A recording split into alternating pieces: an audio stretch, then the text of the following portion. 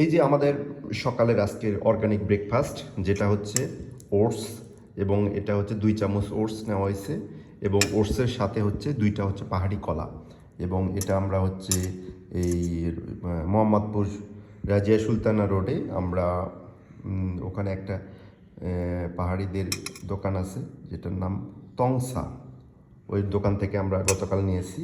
এবং এর এর এর সাথে আমরা খাবো হচ্ছে এই যে এটা হচ্ছে আখের গুড়। আখের গুড় এটা আমরা নিব, আখের গুড়, আর হচ্ছে আখের গুড় নিব। এটা মিষ্টির জন্য, এটা আমরা কেউ যারা মিষ্টি না খেতে পারে এই জন্য আমরা আখের গুড় নিচ্ছি।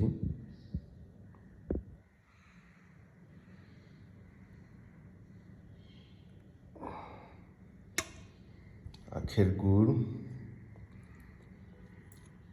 চিনি নেওয়া যাবে না, কারণ চিনি হচ্ছে প্রসেসড, চিনি নেওয়া যাবে না।